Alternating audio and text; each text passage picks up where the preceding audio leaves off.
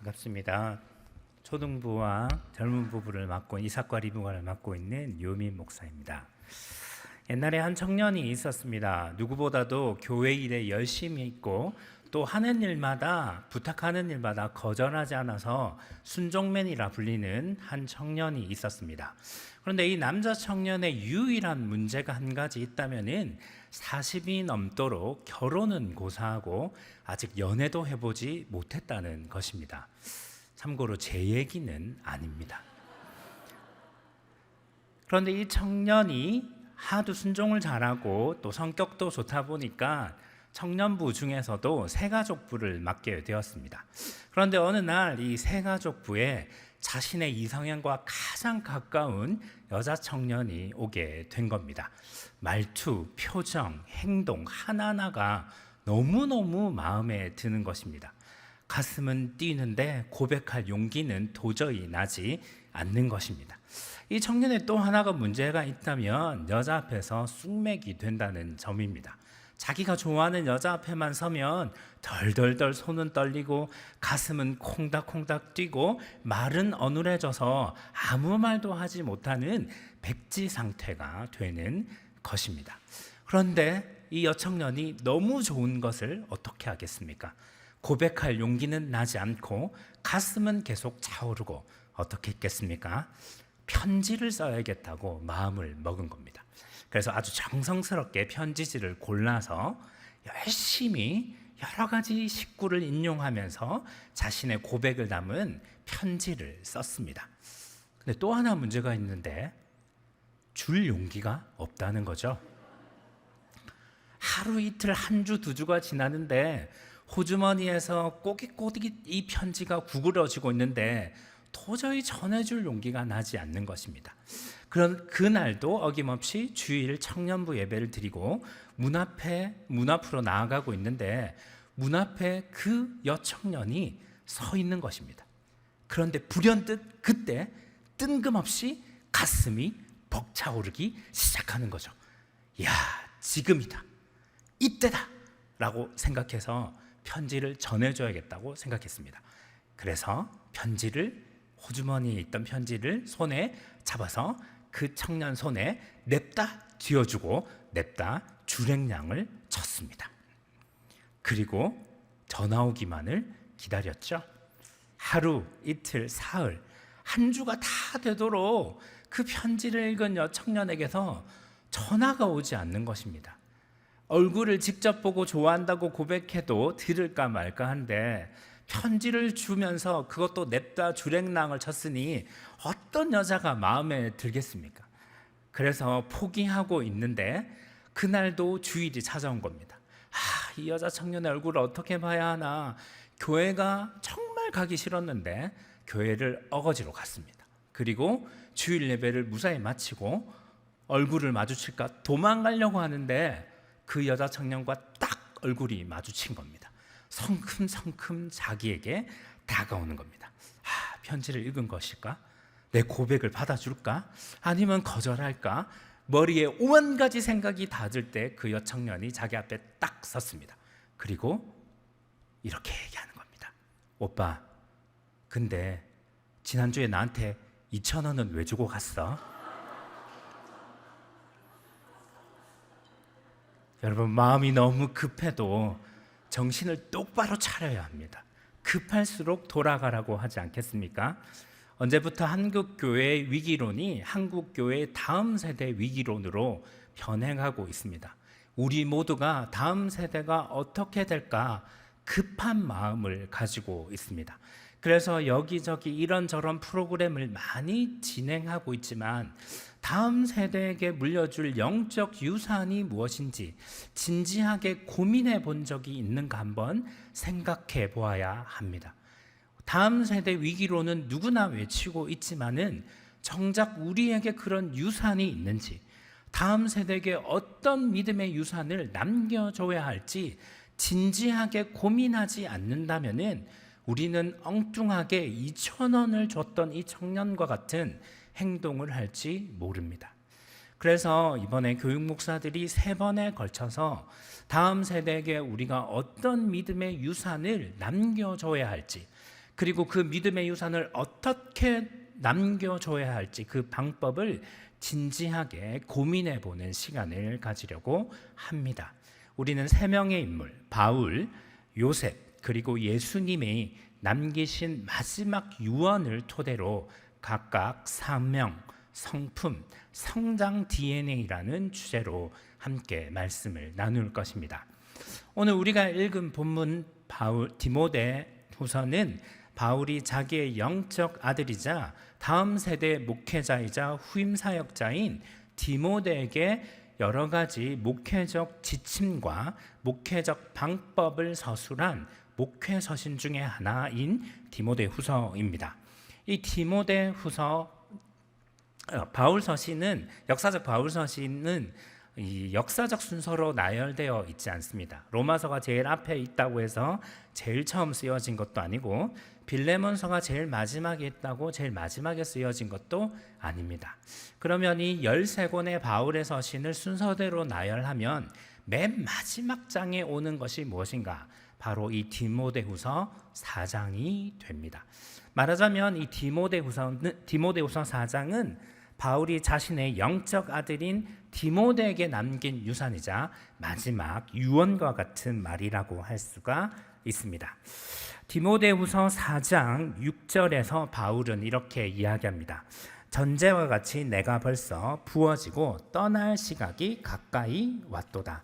선한 싸움을 싸우고 나의 달려갈 길을 마치고 믿음을 지켰으니.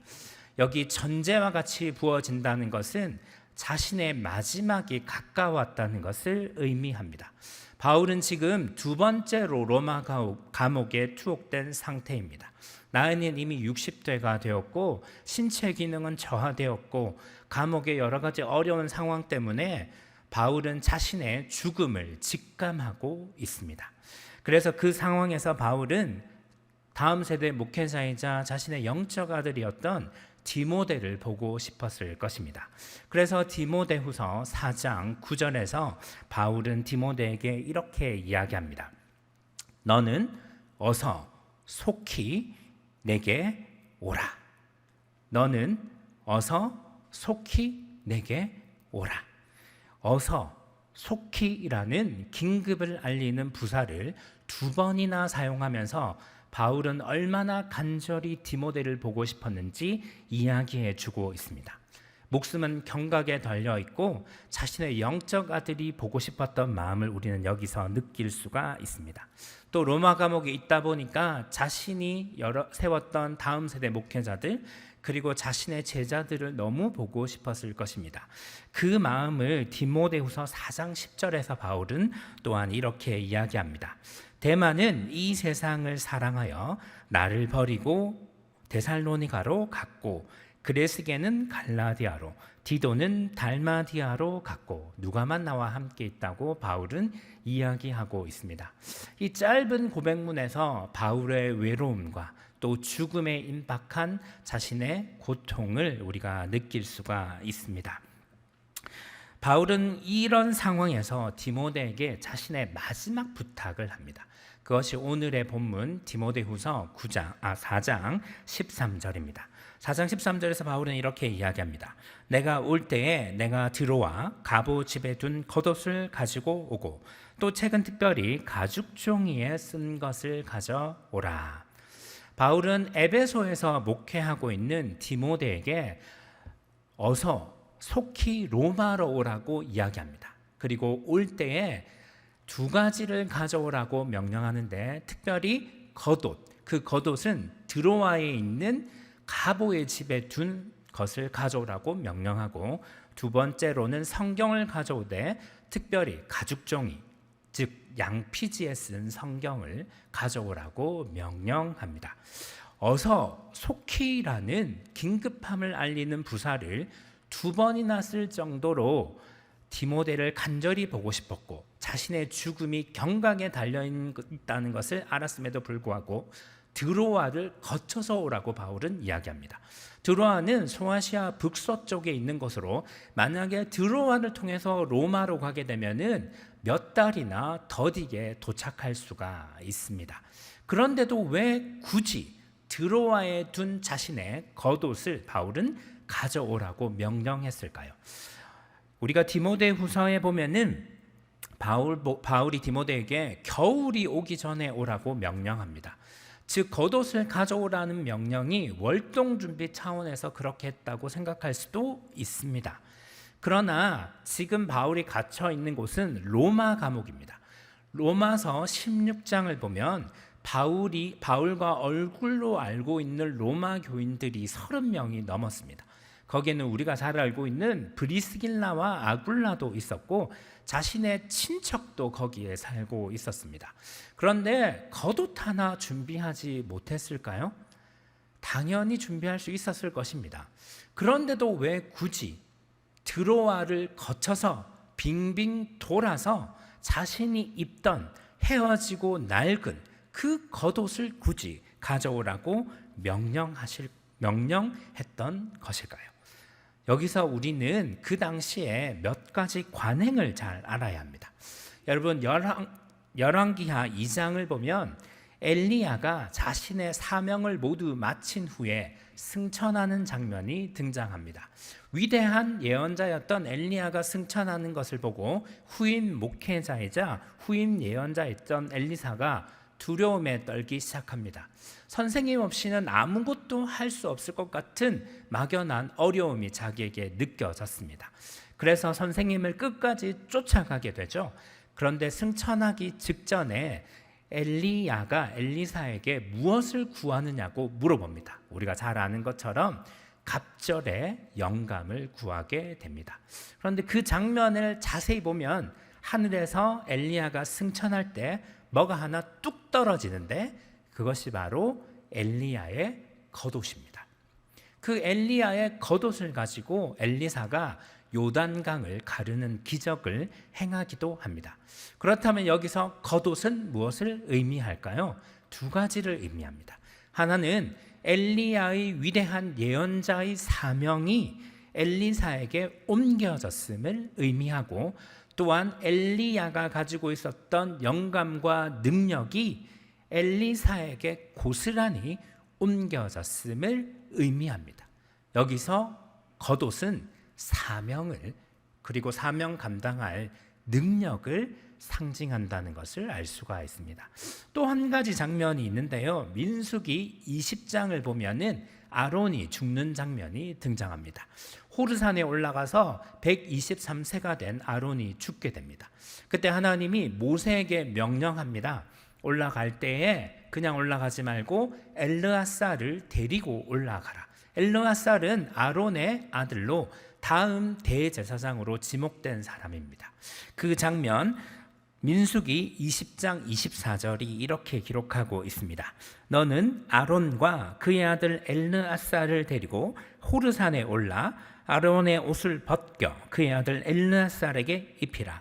아론은 거기서 죽어 그 조상에게 돌아가리라. 여기서 알 수 있는 것은 대제사장이었던 아론의 옷을 벗겨서 그 옷을 그대로 엘르아살에게 입히는 장면입니다. 옷이 부족해서 그렇게 했겠습니까? 당연히 아닐 것입니다. 이 옷은 대제사장의 권위와 대제사장의 사명을 상징합니다. 아론이 맡았던 대제사장의 사명과 그 권위와 능력이 다음 대제사장인 엘르아살에게 고스란히 옮겨졌음을 의미합니다. 이 두 가지 예를 통해 볼 때 자신이 입던 헤어지고 낡은 겉옷을 드로아를 거쳐서 굳이 가져오라는 바울의 취지와 의도를 우리는 분명하게 알게 됩니다. 자신의 사명, 복음 전파자로서의 자기의 사명과 능력을 다음 세대 후임 목회자인 디모데에게 고스란히 전달하기 위함이었다는 것을 알 수가 있습니다.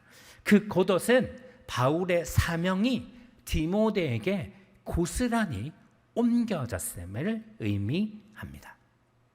그 겉옷은 바울의 3번에 걸친 바울의 전도 여행과 동행했던 옷일 것입니다. 루스드라에서 바울은 돌에 맞아서 죽을 뻔한 위기를 경험한 적이 있습니다. 그때 돌에 맞은 핏자국이 그 옷에 새겨져 있을 것입니다. 고린도후서를 보면 바울이 바다에서 10일 동안 갇혀 있었다라는 표현이 등장합니다. 물속에서 10일 동안 헤매이고 있었으니 목숨이 경각에 달렸을 것입니다. 그때 묻었던 소금기가 바울의 겉옷에 고스란히 담겨져 있었을 것입니다. 40의 하나 감한 매를 바울은 3번이나 맞았습니다. 그때 맞은 맷 자국이 그 옷에 고스란히 담겨져 있었을 것입니다. 그 옷에서는 복음을 전하기 위해 바울이 겪었던 여러 가지 고난의 핏자국, 눈물 자국, 맷 자국이 고스란히 있었을 것입니다. 이 옷을 가져오라고 명령하면서 다음 세대 목회자인 디모데에게 바울은 이렇게 부탁합니다. 디모데후서 4장 5절입니다. 그러나 그대는 모든 일에 정신을 차려서 고난을 참으며 전도자의 일을 하며 그대의 직무를, 사명을 완수하십시오. 상상하건대 드로아에 도착한 디모데는 낡고 헤어진 핏자국과 소금기와 맷자국이 가득한 그의 스승의 겉옷을 보면서 그의 스승의 사역을 다시 한번 되새겼을 것입니다. 그리고 그 스승이 자기에게 무엇을 남기려고 했는지 분명히 알았을 것입니다. 그는 스승의 상처와 고통을 되새겨보며 한동안 눈물에 잠겼을 것입니다. 그리고 그 스승의 마지막을 보며 나도 이 스승님과 같은 길을 걸어야겠다. 다시 한번 그 사명을 다졌을 것입니다. 디모데 전후서를 보면 에베소 목회자였던 디모데가 목회하기가 굉장히 쉽지 않았던 것을 알 수가 있습니다. 에베소는 소아시아 지역의 가장 큰 교회 중에 하나고 바울이 매우 공들였던 교회 중에 하나입니다. 거기 출신의 위대한 목회자들도 많이 있었습니다. 브리스길라, 아굴라, 아볼로 이런 사람들이 다 에베소 출신들입니다. 밖으로는 이단과 싸워야 했고 안으로는 자신의 젊음과 연소함을 업신여기던 사람을 설득시키며 이해시키는 과정이 필요했습니다. 목회적인 어려움이 너무나 많이 있었습니다. 여러분 디모데 전서를 보면 바울이 위장병을 만성질환처럼 앓고 있었다는 것을 알 수가 있습니다. 스트레스가 어마어마했다는 것을 알 수가 있었습니다. 어찌 보면 디모데는 이 순간에 자신의 목회적 사명을 포기하고 싶었을지 모릅니다. 스승님이 돌아가시면 자신은 그냥 일반 사람으로 살아가려고 했을지도 모릅니다. 데마가 세상을 사랑하여 떠난 것처럼 자기도 목회적 사명을 포기했을 수도 있을 것입니다. 바울은 아마 그것을 알았던 것 같습니다. 그래서 자기가 죽기 전에 디모데를 마지막으로 보고 싶기도 했지만은 그에게 자신의 사명, 복음 전파자와 전도자의 일을 그 사명을 넘겨주기 위해서 겉옷을 가져오라고 명령했던 것입니다.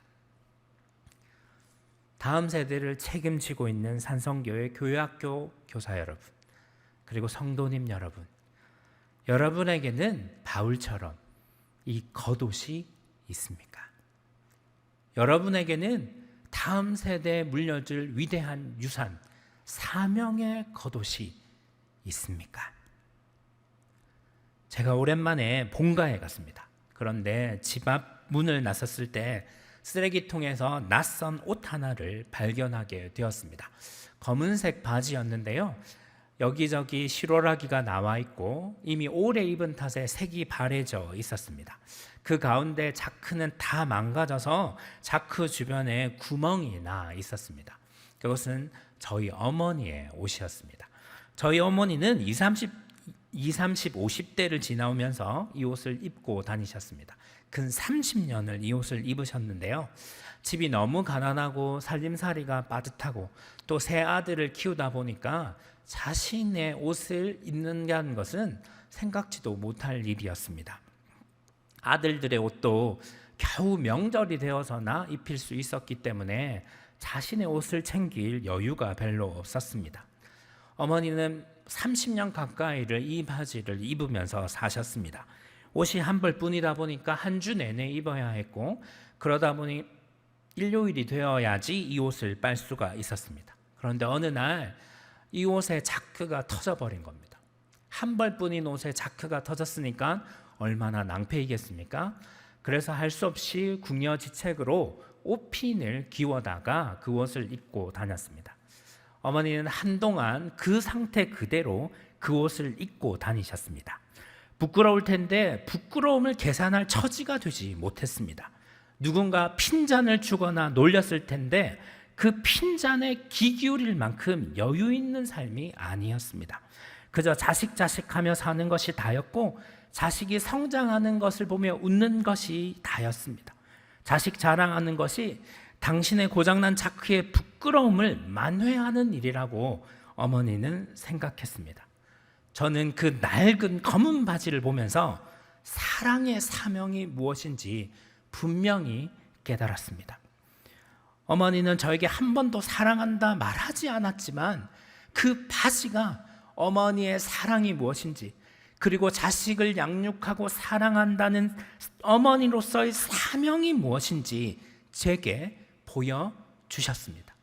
그 바지는 이제 쓰레기통으로 가게 되었지만 어머니는 저에게 말할 수 없는 사명의 겉옷을 남겨주셨습니다. 제가 때로는 목회를 포기하고 싶을 때, 때로는 다른 일을 하고 싶을 때 그 어머니의 겉옷을 생각합니다. 자신의 자식을 위해서 자신의 즐거움과 모든 것을 포기하고 부끄러움을 개의치 않았던 어머니가 걸었던 그 길을 생각하면서 다음 세대를 양육하기 위한 저의 사명을 다시 한번 되새겨 보게 됩니다. 성도 여러분, 여러분에게는 겉옷이 준비되어 있습니까? 여러분에게 자녀에게 물려줄 사명의 겉옷이 여러분에게는 있습니까? 디모데후서 4장 13절에서 두 번째로 바울은 성경책을 가져오라고 명령합니다. 그런데 특이하게도 성경책을 가죽종이, 즉 양피지에 쓴 것을 가져오라고 명령합니다. 당시의 책은 파피루스 종이로 된 것과 가죽, 짐승의 가죽, 즉 양피지로 된 성경이 두 가지가 있었습니다. 파피루스는 가볍고 또 낱장으로 분리가 가능하기 때문에 가지고 다니기 편리했습니다. 그런데도 굳이 이 파피루스 종이로 된 성경이 아니라 양피지로 된 성경, 이 무거운 성경을 가져오라고 했던 이유는 무엇일까요? 이 양피지 성경은 개인이 가지고 있기보다는 회당에서 간직하거나 또 가문에서 간직하는 경우가 많이 있었습니다. 다시 말해서 대대로 물려주는 성경이 이 양피지 성경인 경우가 많이 있었습니다. 그렇다면 가죽 성경, 이것은 바울이 평소에 사용하던 성경, 가문 대대로 이어지던 성경이었다는 것을 알 수가 있습니다. 바울은 왜 구태여 자기가 쓰던 성경을 가져오라고 명령했을까요? 자신의 손때 묻은 흔적과 자신이 기록한 여러 가지 기록이 남겨져 있는 이 성경을 들고 오라는 이유, 당연히 거도처럼 이 성경을 믿음의 유산으로 디모데에게 남겨주고 싶었기 때문일 것입니다. 여러분, 믿음의 사람들의 장례식을 가면은 그 영정 앞에 성경책이 놓여져 있는 경우가 굉장히 많이 있습니다. 제가 그걸 보면서 굉장히 많이 부러운데, 제가 안 믿는 가정에서 자라고 또 태어나다 보니까 그런 믿음의 성경을 유산으로 물려받은 적이 별로 없습니다.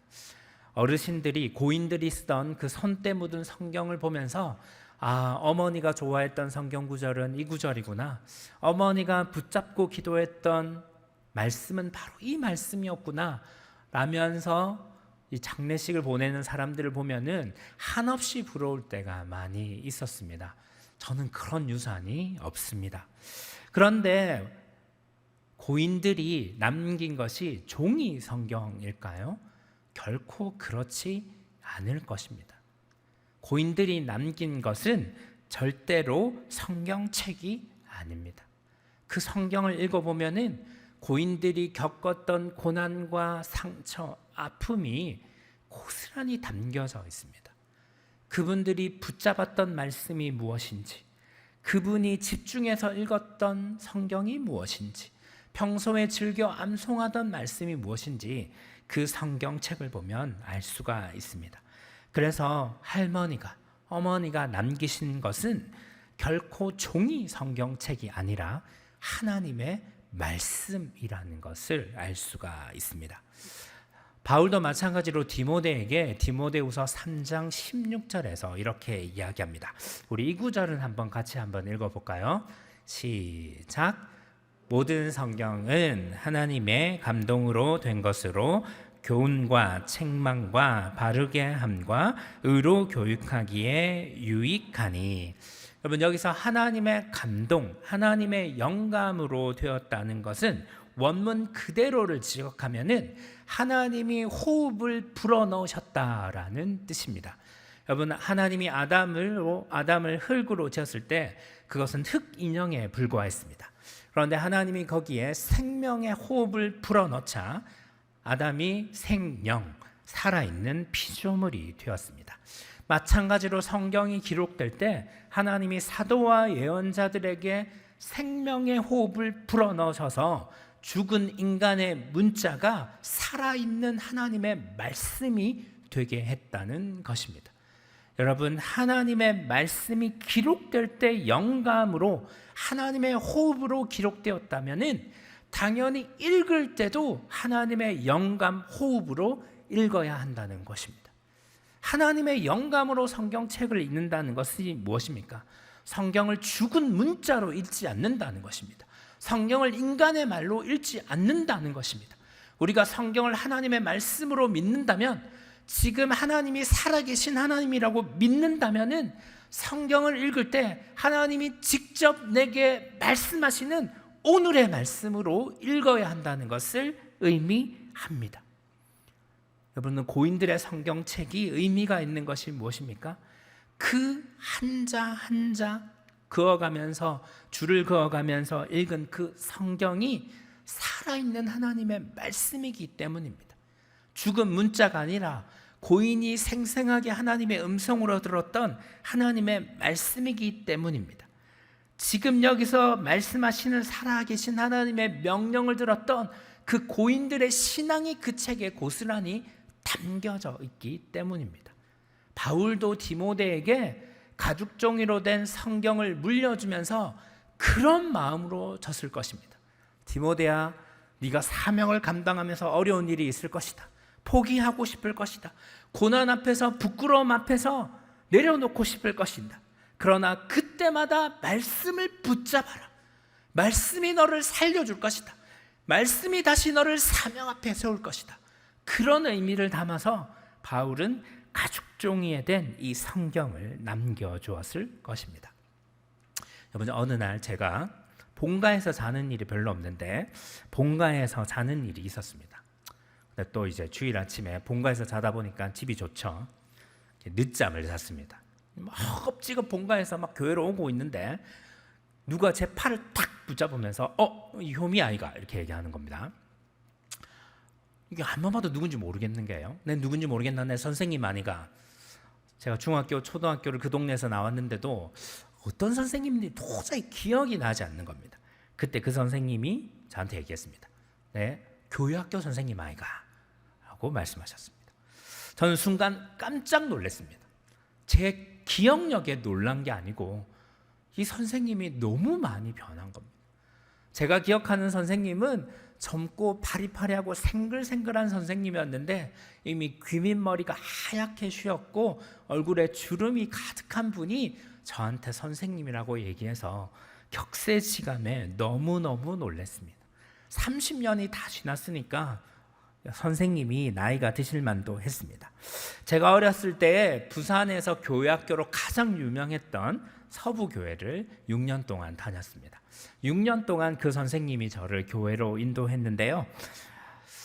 그 선생님이 그때 제게 이렇게 물으셨어요. 네 교회 아직도 다니나? 여러분, 제가 뭐라고 대답했을까요?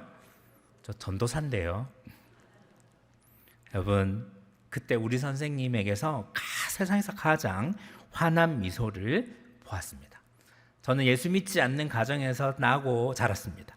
가난했던 저는 자동차를 타볼 기회가 없어서 그저 버스 타고 택시 타는 게 좋아서 교회학교를 다녔습니다. 그런데 그 교회학교 선생님은 항상 저를 교회로 인도하기 위해 노력하셨는데요.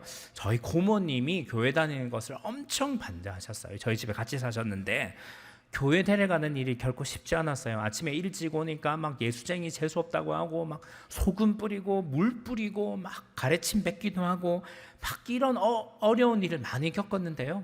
아침 8시만 되면 딱 소리가 들리는 거예요. 효민아, 일어나라, 교회 가자. 저는 저희 부모님도 어떨 때는 너무 민망해서 교회학교 선생님을 그냥 보내려고 했지만은 다음 주가 되면은 어김없이 선생님은 그 자리에 서서 제 이름을 부르면서 교회 가자고 이야기했습니다. 저는 지금도 교회 가자, 효민아 교회 가자라는 그 말이 저를 살렸다고 생각하고 있습니다. 급하게 택시를 타고 교회를 가는데 뒷자리에서 하염없이 눈물이 흘러내렸습니다. 그분이 제게 쏟으셨던 사랑을 생각하니까 견딜 수 없어서 눈물이 났습니다. 제가 신학교에 갔고 목사가 됐고 선생님처럼 교회학교를 가르치는 사람이 되었다고 당당하게 말하고 싶었습니다. 그분을 생각하니 눈물이 앞을 가렸습니다. 불신자 가정에서 태어난 저를 위해서 안고 기도하던 그분의 기도가 있었기 때문에 소금을 맞고 욕을 맞고 가르침을 받아도 복음의 불모지에서 겪었던 저의 아픔을 생각하시면서 우셨던 그 선생님의 기도와 눈물이 지금 저를 여기에 있다고 생각합니다. 저는 지금 생각해보면 그 선생님 너무 못 가르치셨어요. 그분이 하는 일은 그저 예배가 전부였습니다. 교제 교구는 전혀 없었습니다. 그분이 뭘 가르치셨는지 저는 하나도 기억이 나지 않습니다. 그렇지만 이제 그분의 얼굴도 잊어버렸고 너무 어렸을 때나 그분의 이름조차 기억이 나지 않습니다. 그러나 그분이 제게 전해주신 하나님은 여전히 제 가슴 속에 남아 있습니다. 저도 사역을 감당하면서 여러 가지 수모와 인간적을 겪을 때가 있습니다. 그러나 그분을 생각하면 그 수모는 아무것도 아니라는 것을 알 수가 있습니다. 그분보다 제가 지금 훨씬 더 성경 지식을 많이 알고 훨씬 더 똑똑한 사람이 되었습니다. 그러나 그분보다 하나님의 말씀을 잘 가르칠 수 있을까?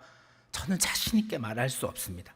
제가 그분을 생각할 때마다 한없이 부끄러운 것은 믿음의 자녀인 제게 남기신 영적 유산, 사명의 DNA를 제가 다음 세대에게 물려줄 준비가 되지 않았다는 것에 한없이 부끄러울 따름입니다.